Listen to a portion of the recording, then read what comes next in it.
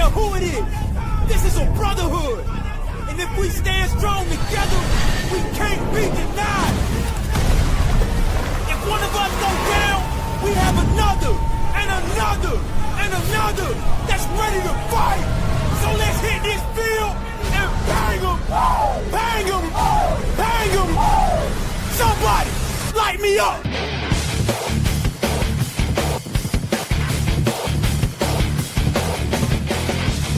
It's time to huddle up. It's the Turf District Podcast.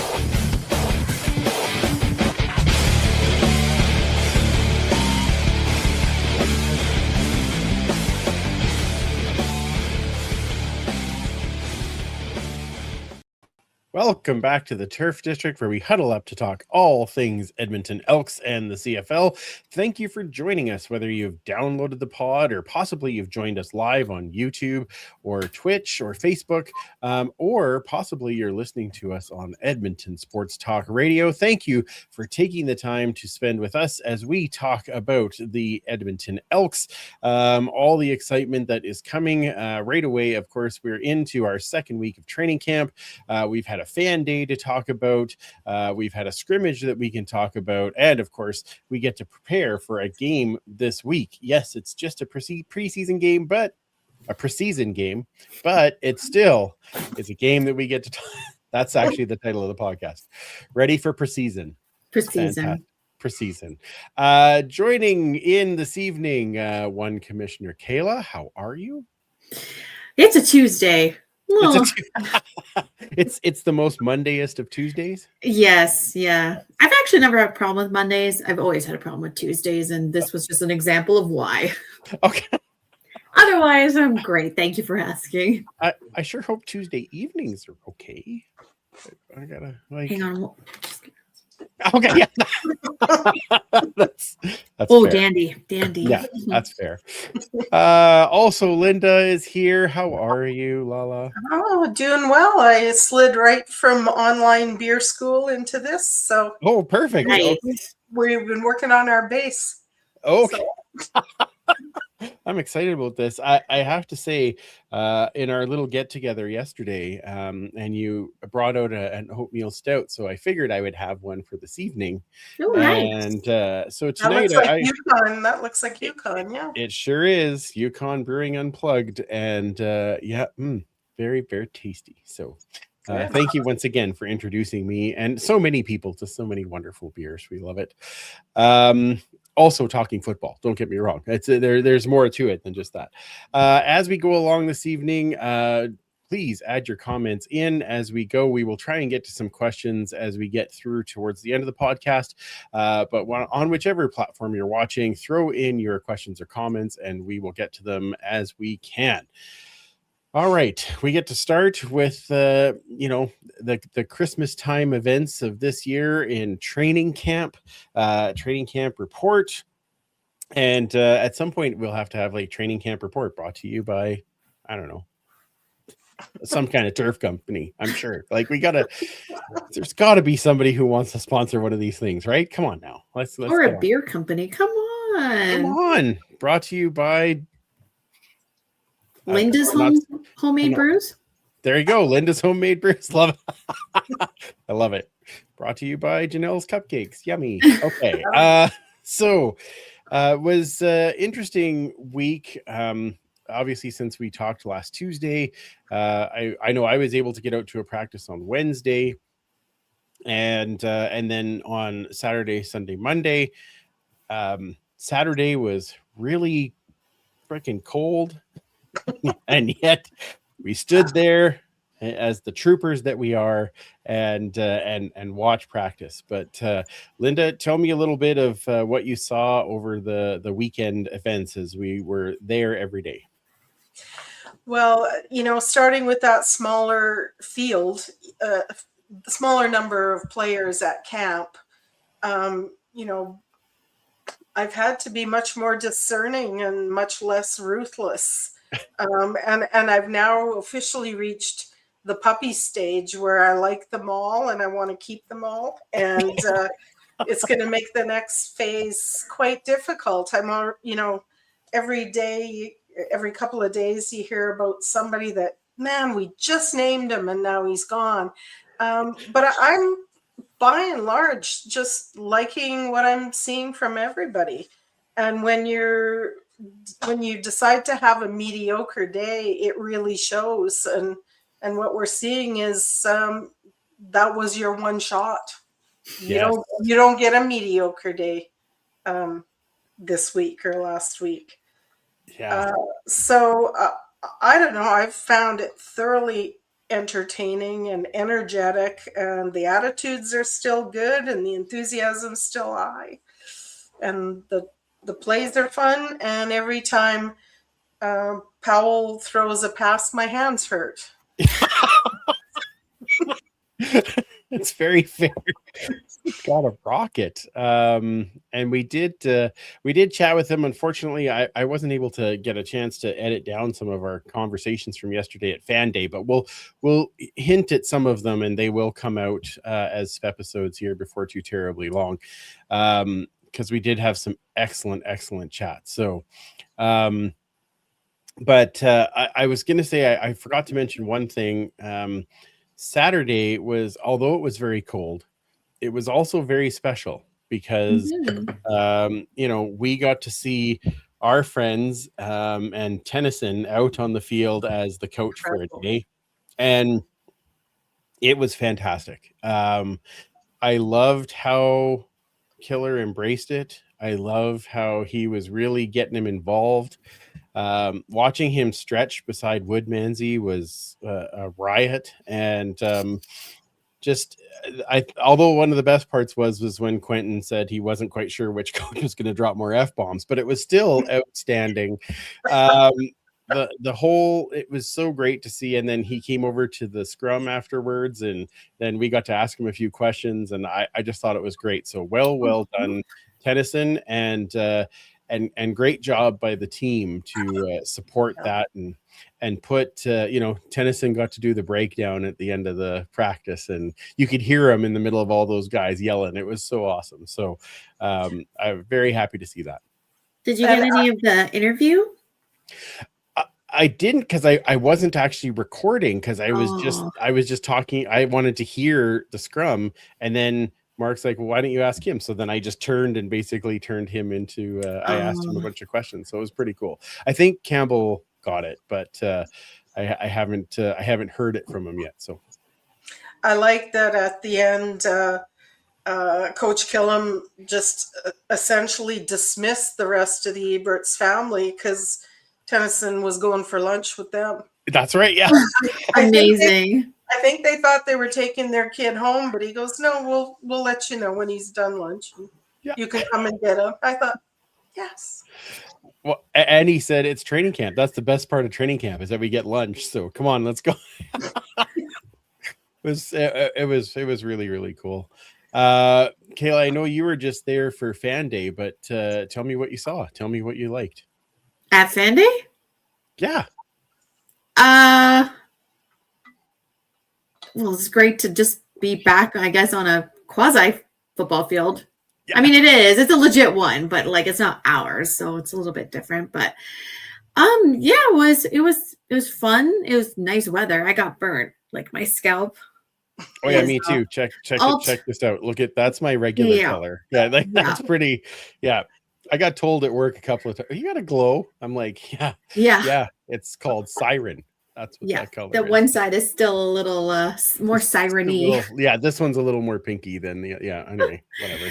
But it was great. I mostly, honestly, just was behind my camera the entire day trying to pick up some photos. So, and trying to eavesdrop on some of the conversations that you were having on our interviews. Kind of got to clock a few that were like, okay, a favorite. Okay, like the way you interview, like you in general. So yeah, it was good. It was a lot of fun.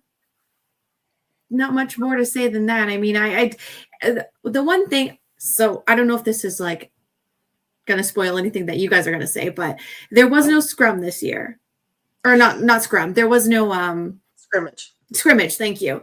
But what they did do was invite the local boys, not tag, flag football, Flag football. Yeah. onto the field with them to do some reps and some training. And I thought that was like, I like to see a scrimmage because it's usually the only time that I actually get to see a lot of the players play again. Because with work and stuff, I don't get much time off to see during the training camp days. But in hindsight, like, I just feel maybe that was almost a better use of their time because lack of injuries was a great thing.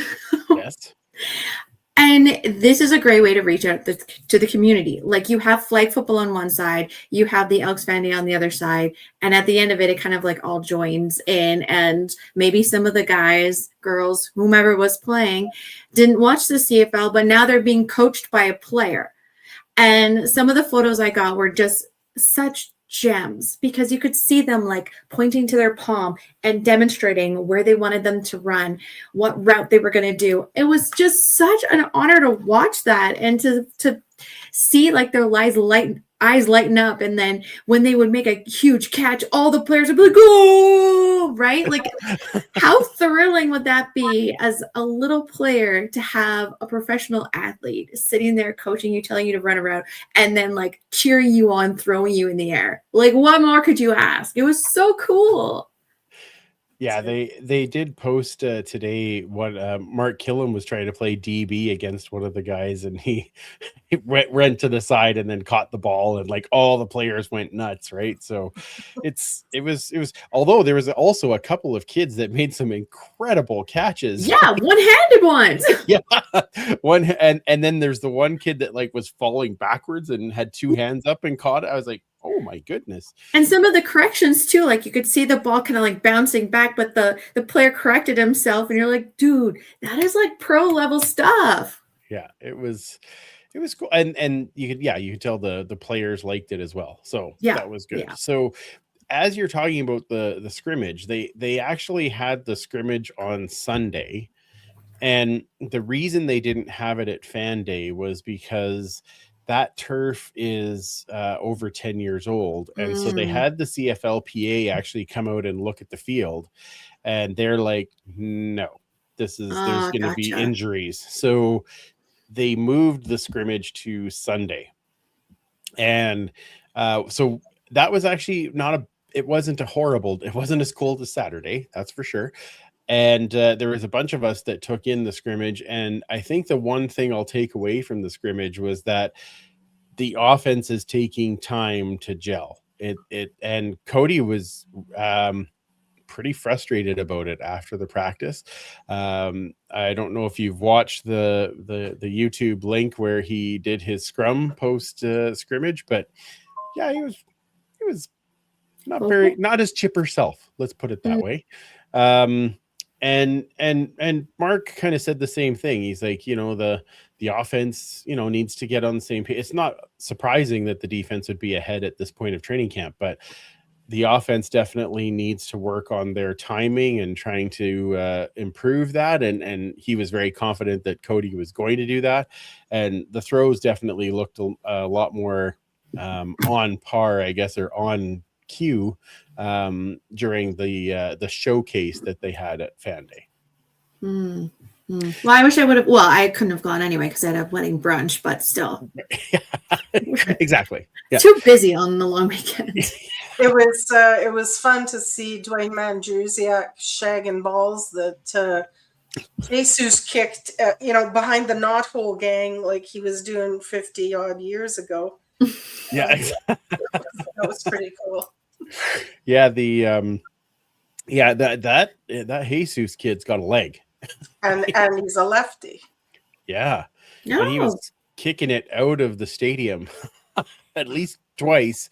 And it was pretty good. And Vincent had a kind of he had a 50-50 day, but he nailed a 54-yarder. And you're like, he nails a 54 and then he gets the 37 and wide left. I don't get it. It's was it windy? No. Okay, I'm trying to help the kid out. Yeah. Saturday, yes. Sunday, not so much. Yeah. Defense though looked great. Yeah. They got some power on that front line. I'm pretty excited about what they're going to do. It's interesting, and even the linebackers, the way that they are now like knowing where each other are going to be. It's really nice to see. Yeah, and Mogensen with 2 incredible knockdowns. So I will give that too. I'm always so hesitant to be excited over like training camp and stuff because I'm just like, I remember I'm like, it looks really great, it looks good, everyone seems to be gelling, and then we get into the regular season, I'm like, whoa, no.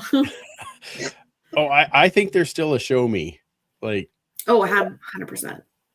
Yeah, there's a lot of that. And we're this is I just need to bring this in just because, you know, Kayla, you're not in your usual spot. no.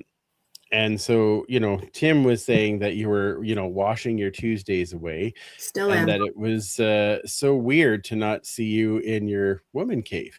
And Ken says, looks sort of like a doctor's office. And Cliffy, being Cliffy, almost looks like she's in the bathroom, which is a whole other level of comfort that I wouldn't be accustomed to. I'm pretty sure Who that's has a dresser in their bathroom? Yeah, Well, it kind of looks like a washstand. It could be. No, this is my office. So the doctor's office is way more on par because it feels very. Ugh. Well, Tim recommends that you blink twice if you're being held against your will. So I'll just say I am not. okay, perfect. Oh, Leon wins. I'm getting a Little House on the Prairie vibe. That's more my vibe. Yeah, when I'm in a good mood. That's it. Yeah. Oh my. Yeah. The interesting thing, and we talked about this, is that, you know, next year at this time we're going to be talking about our first regular season game at this point, because the season is opening on May long weekend. And that's kind of funny when we were out there Saturday thinking this is when we're going to start. Like, holy man, it was chilly. It was chilly. It was chilly. Very chilly. Oh well. Let's get into a couple of the guys that stood out. Jabome, who has come in, we were able to just sign him. Dariel Jabome, he was our third overall pick in the draft this year. He has come in and has been playing on the defensive line on the corner. Kid's got speed. He made a couple of really big plays. So I do like that. BJ Thompson is another defensive lineman that we brought in. Has a very, very interesting story. He was a gentleman that was with the Kansas City Chiefs, I believe it was, and he suffered a cardiac event in a team meeting. Ooh. And was able, obviously, to be, you know, was recovered and then took a year out of football. Last year was in the expanded practice roster for Calgary. Now is up here, and that guy can move. Like, holy man. If I ever have a cardiac event, I hope I can move like him. He's a quick dude. So I'm curious to see what more happens there. And Jaden Pearson, who is a middle linebacker, Canadian middle linebacker, he's been playing with the twos basically the whole time, and I keep looking up 54. So I'm seeing him a lot. So I know those are all on the defense, and maybe that's because they just had a really good day. But yeah, there was a lot of guys that I was pretty excited about. It's nice that I gave him a number, because on here he's at 0 still. Oh, okay. Yeah. He 54. Does have a number on there. 54. Yes. On your fan day program, he's 54. Yes. Oh no. Yeah, when I should have corrected that. All right. So fan day. Just a preview of some things that are to come. We got interviews with Carter Kettle, Jordan Murray, which I haven't decided. That I think that might be my favorite one. Logan Jr. What's that? Certainly was mine. Not for what he said. No. Or was it? Yeah, well, yeah, sure. It was all great. He encompassed everything that Linda likes. That's It's true. true. It's true. Kenny Logan Jr. and JJ Ross together, which was an interesting, fun conversation. Luke Burton Cron was also an excellent interview. And we were able to talk to Coach Cedric, who runs the defensive line. Unfortunately, my phone didn't decide to record that, but we did. We'd had a great conversation with him. Very cool. Like, he was talking about coming up here from the States and how the 1 yard off the ball isn't nearly as much as you might seem when you're teaching the D line, because in the NFL, the guys take the step back so that they do have that bit of space. So the D linemen are kind of used to it, but he was pretty excited about his group that he has and the rotation that he'll be able to put into place. So, I thought those were really good. We also had a really great chance to talk to Cordell, and I just want to thank Cordell, because he came over to us. It was great to just chat with him, and yeah, he's just so fun. So it was really, really good. And he asked Linda a very important question. He did. What beer should he put in the Grey Cup? I needed time for that answer, but I gave him a few good ones to try along the way. So. The best part was you gave, and then he pulled out his phone and was jotting everything down. So that was my goal is to find him on Happy Beer Street someday. Yeah, exactly. Yeah, he's like, Happy Beer Street. Where's what is this? Yeah, he was very excited. The other conversation we had was with Justin Rankin. So we will get some of these out hopefully during this week, and a couple that we'll wait to have on the pod next week. So it'll be very exciting. Okay, we've got some signings to talk about. We have roster moves. Yeah, so nothing too major. I mean, the first cut downs did come in. I don't think there was anything that was too terribly surprising in there. Defensive back Gerald Cummings, running back Ontario Brown, wide receiver Ketron Jackson Jr., wide receiver Colby Herford. Ow. Thanks. Wide receiver Jackson Tuchinski, wide receiver Air Asante, and wide receiver JJ Jones were all in that first run. Then on Saturday, we gave out one of the greatest nicknames of all time. And then wide receiver Ife Adeye was cut on Sunday to be replaced by BJ Thompson. And for those of you who weren't there Saturday, we said Ife Adeye, and Mike said that it sounded like Pig Latin. So that's what his nickname for the day. It was... We all had, it was a great laugh. Sorry, Ife, but that was funny. Needless to say, those were the changes. We've already talked about the two signings coming in on the D line. Right now, it's all going to be, if one goes out, somebody's coming in. So I don't expect a whole lot of change this week. In my conversation that I had with Ed Hervey at Fan Day, he was very much that this week's game is more for those young guys to show that they can play in the second game, and the vets will get a little bit more when we're at home at Clark. So that will be very interesting. Anything else you guys want to add as far as what you saw or enjoyed?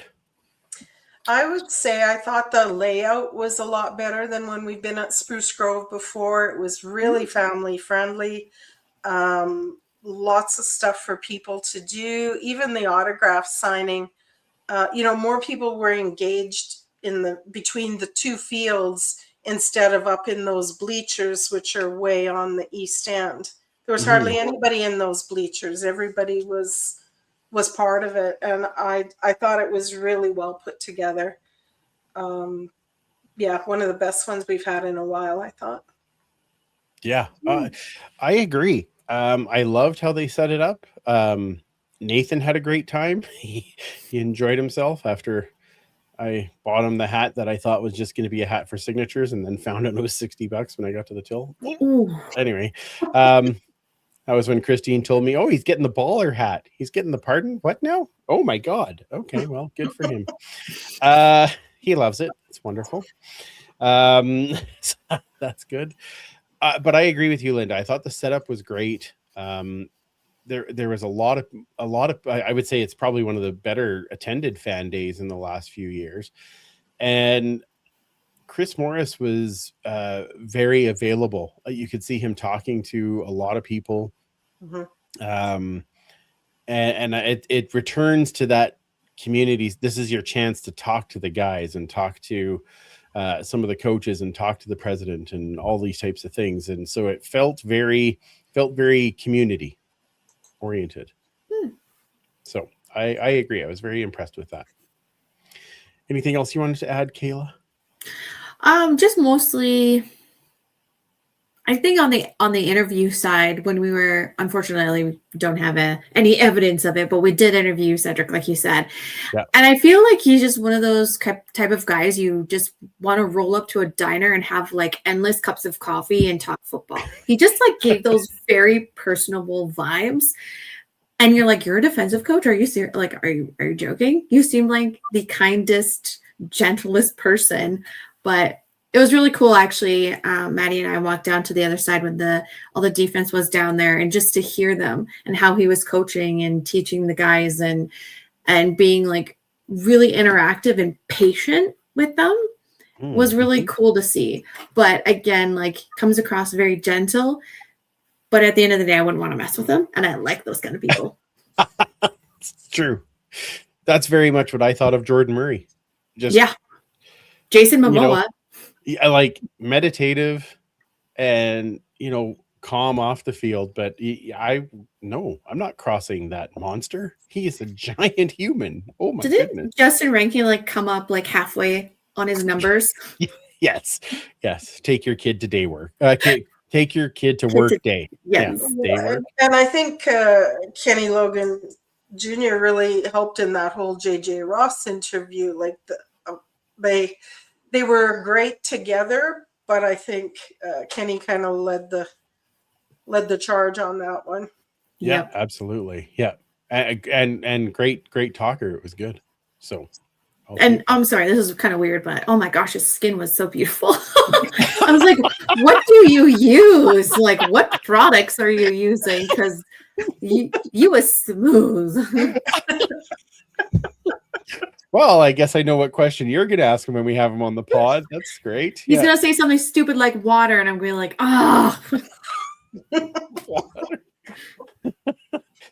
Your frustration already. Yes. I put so much time and attention. I still don't have nice skin. Oh my. So it was, I did want to, or I'm just noticing in the chat here, I'm trying to do Mike's job at the same time. So Leanne was asking, when do the final cuts have to be made? Cliffy was helpful. It's May 30th. So it's after all of the games at this point. So not until, not until we get through all of the preseason games. Oh, and look at Cliff. It's like he watches the show. Is it too early to discuss this year's Jimmy Gaines candidates? It is not, because we are going to be announcing our Jimmy Gaines winner next week. So we have the jury out on some eligibility conversations for that. We do. So one of the things that I know some of the candidates that obviously Jalen Pearson is on the list as far as being there. Jabome is on the list. One of the ones that we have talked about was McGriff. He's been in other training camps, but he's never been in an Edmonton training camp. So does that count? Well, we make all the rules, so probably. But McGriff has definitely stood out. And now I know it's his second camp, so he's not qualified for this, but Isaiah Knight has stood out for sure.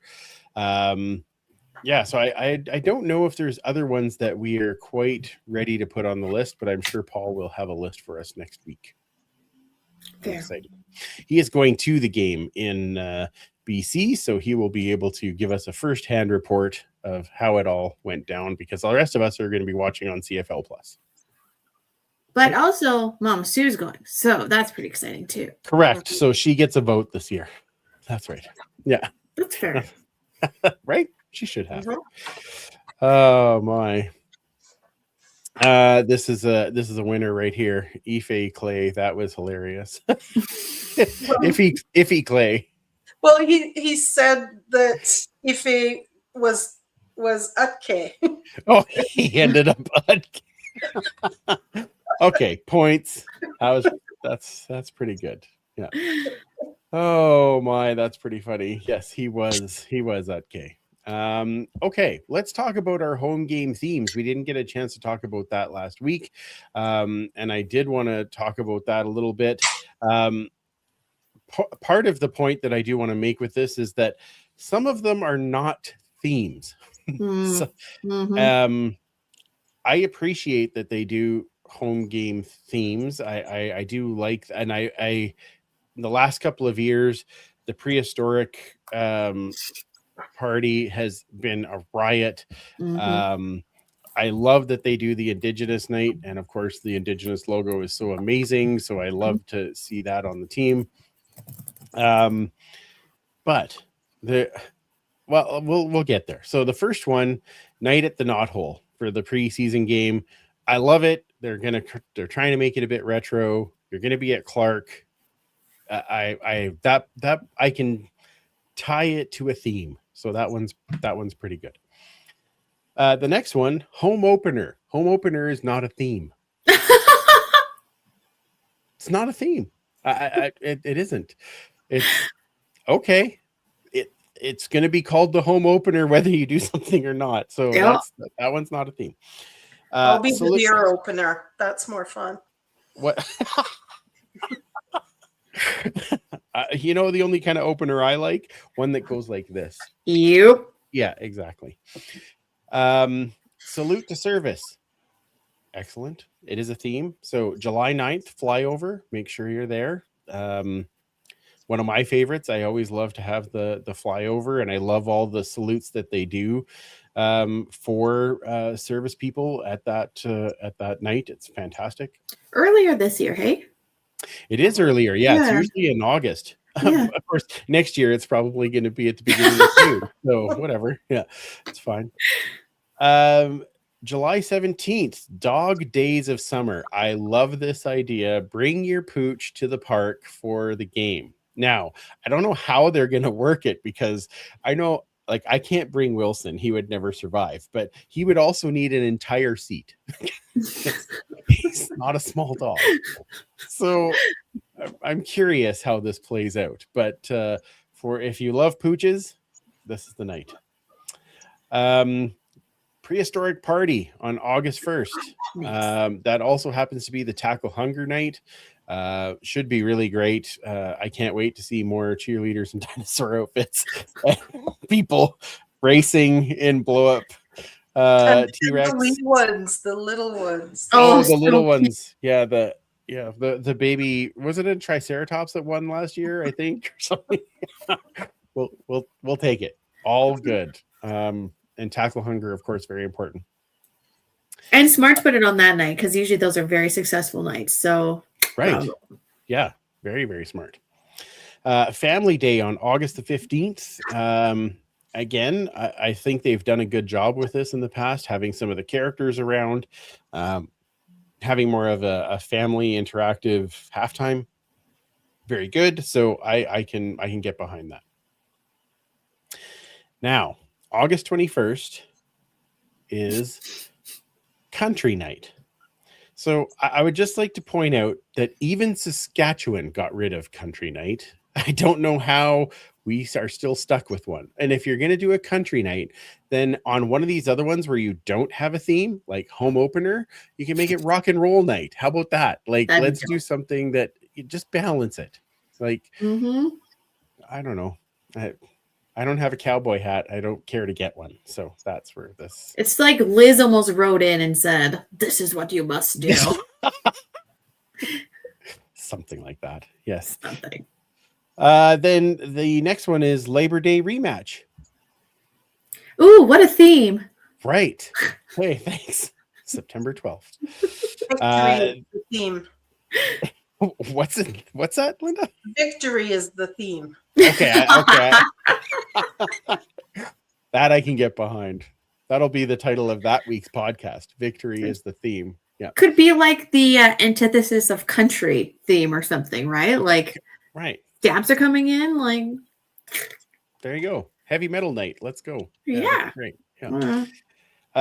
Indigenous celebration on September the 26th. That's always very good, like I said before. And I'm really glad they're bringing this back. October 16th, the United in Pink game to support breast cancer awareness. And I am very happy to have that back. I love when the guys have the pink tape and the pink shoes and it's just a nice touch.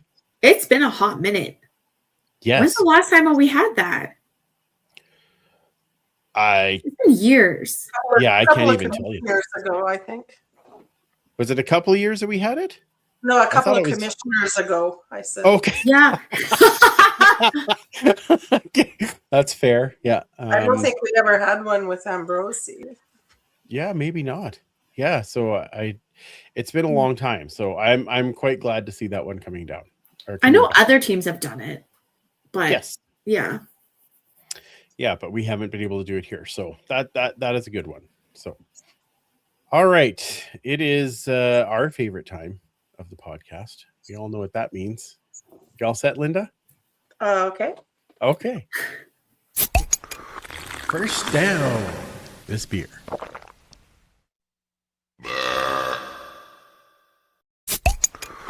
First down, this beer. You know, it was so good, I thought I'd play it a second time. That's really what... They're just trying to kill her. Jeez.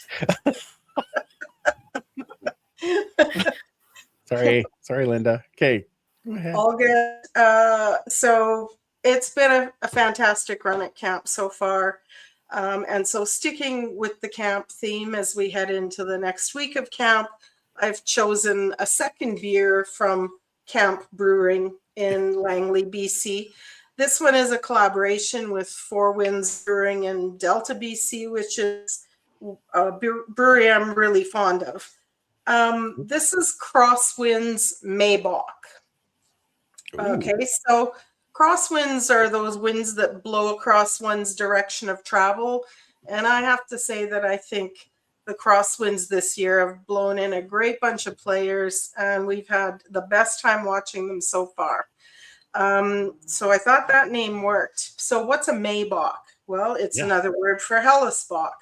So what's a Hellesbock? So now we're in German school. So Helles means bright. Helles means bright.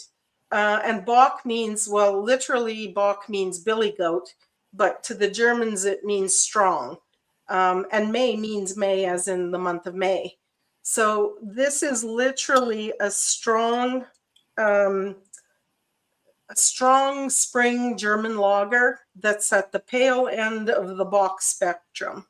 So Bock, you're going to get quite a lot of alcohol, and they do get progressively darker, but we're at the light end. So normally this would be tapped the end of April to be enjoyed throughout the month of May, and then it's gone for a year. Oh, wow. Okay. Yeah, so this is a 7.5% ABV, golden lager. You're going to get, you get fresh bread, maybe some honey, very subdued floral hops. It's smooth, it's malt forward. So for those anti-hop people, you're going to get toasted biscuit, maybe a bit of caramel, but a nice crisp finish like you'd expect from a lager. Mm.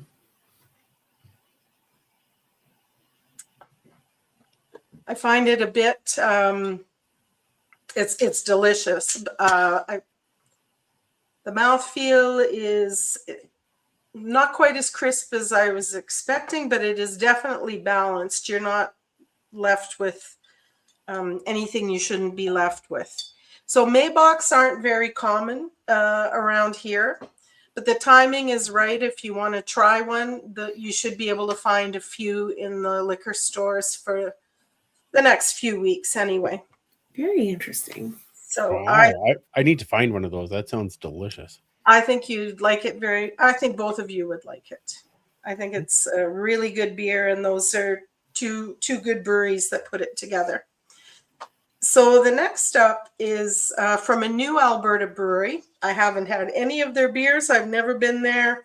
Oh, I just found them, and it's called Next 5 Brewing in Devon, Alberta. Ooh. okay. I tried to do some research. I couldn't find out much about them, but I am prepared to cut my teeth on a budgie India Pale Ale. So this is... Don't say cut your teeth on a budgie. That doesn't sound nice. Yeah. Rest in peace, Ozzy.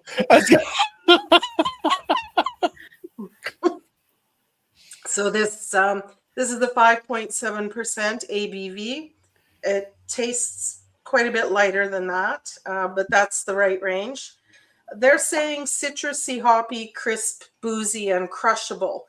2 words you want to be careful about are boozy and crushable. Those are the things that sneak up on you. So it's not very hoppy. It's not very citrusy. The booze is there. You could, Andrew, you could drink this IPA. Okay. I'm not saying you should, but you can. Nice recovery. It's this would be a gateway IPA. So for somebody who's not sure, you might want to start there. But I chose that one from their lineup of beers because to me, Next 5 means our next 5 Grey Cups. And hopefully in a row starting this year. Let's go. This is my wish. So with that, I just really want to thank the Elks for such an entertaining camp so far. We're with you, and we can't wait to scream our guts out at Clark Park pretty soon. So heck yes. Right. Also scream our guts out for the next 5. Yes. Yeah. I'm okay with that too. Yeah. Accompanied by the beers. Correct. Yeah. Exactly. Yeah. Well, can I have more next 5? That's fantastic. Thank you, Linda. That sounds lovely. Just lovely. I do need to give some shout out to some comments here. In the fact that okay, first Leanne saying, I can assure you I will not be bringing Mojo and Venus to the dog game. Darn, that would have been entertaining. I made a comment that I did not have a cowboy hat, so Leanne said that it would be fine for me to wear assless chaps, and thank goodness somebody said that is redundant. It's just chaps. Also, to your comment, Linda, about the last time that we had a in United in Pink game, you didn't think we had one during Ambrosi, and Cliffy said ironic considering what a boob Ambrosi was.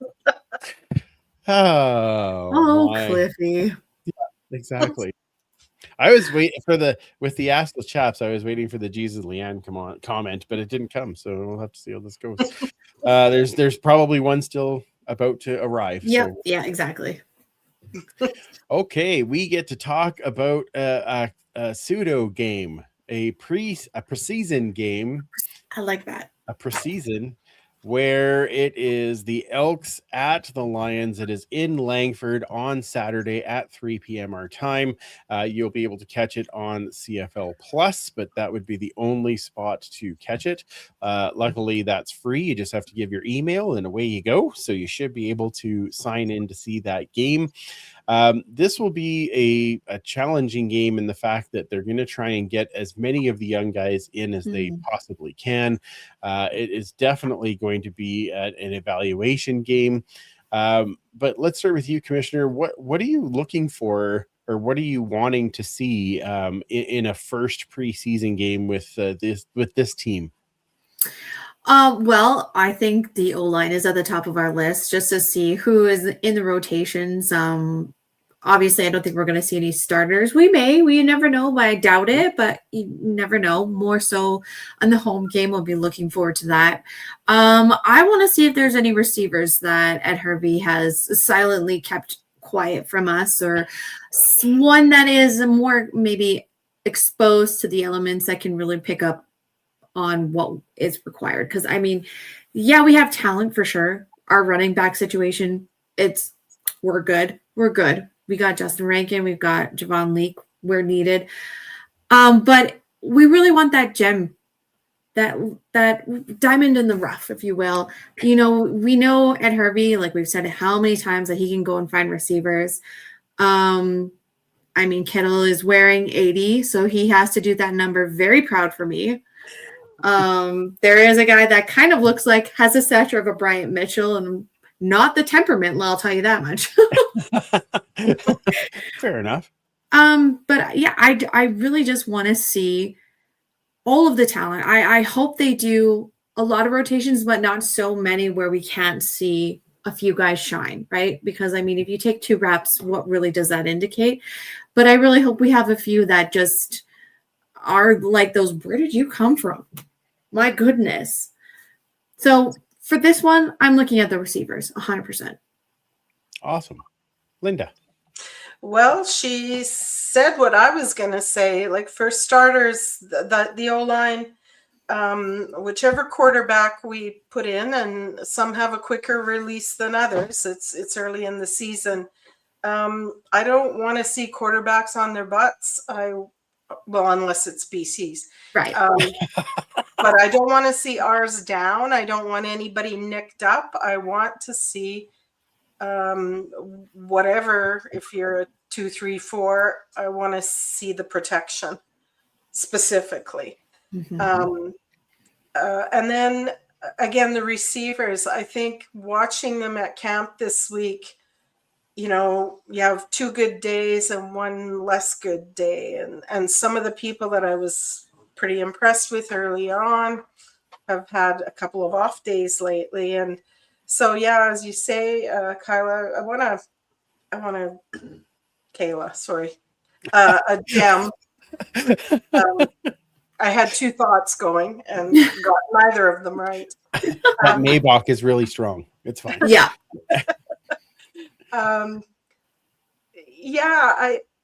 They have an opportunity, assuming Powell doesn't blow their hands off and they with bloody stumps. I want to see what can happen. And I really haven't observed much of just the run game. I've been watching mostly passing, so I'll try to pay attention to the other way to get down the field. So, and you think too, diamonds sometimes, well, they only come to fruition when there's pressure. So maybe all these receivers just don't have that game pressure that they really shine through. That's my optimism. That's pretty good optimism.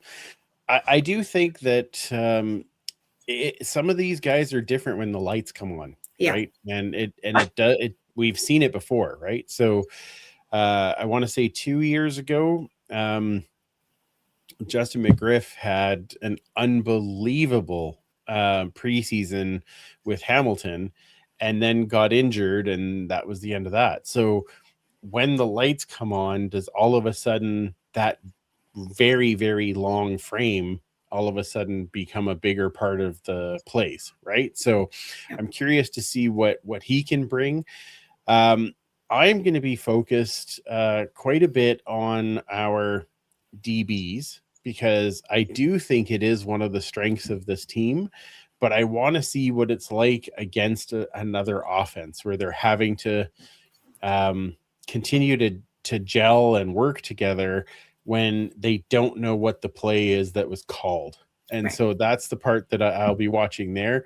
And another really big, I don't want to say super focal point, but for me anyway, is how they're going to manage the place kickers and who's going to do what.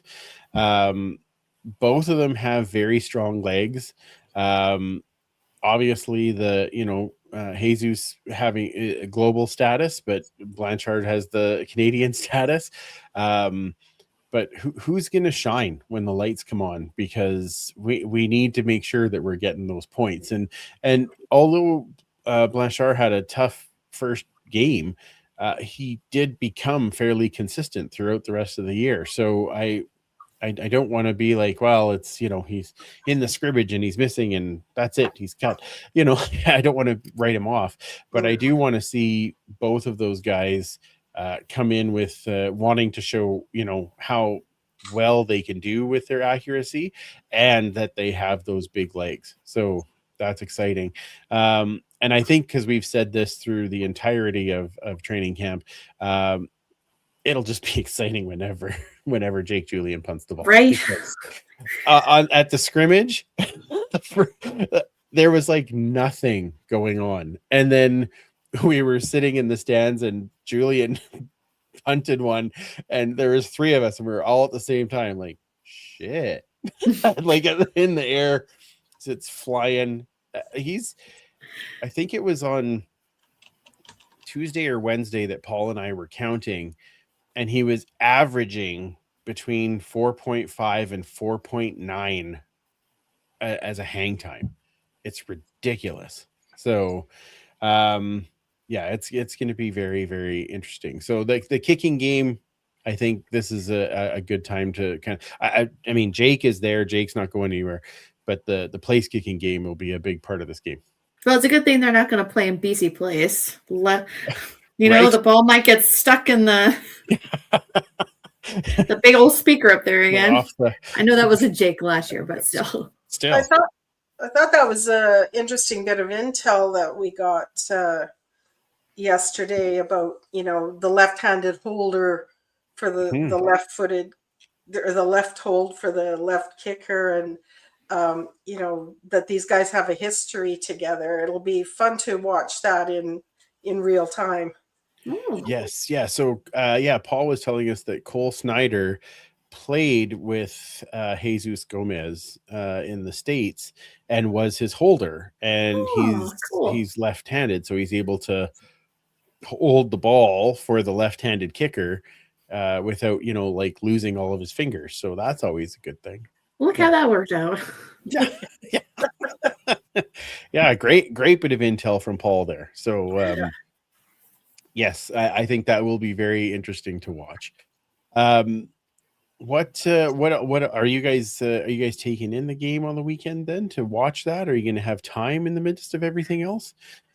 Yeah. Linda's like, I don't know. I am doing a beer tasting exam in the morning, so we'll see if I can figure out how to get that channel.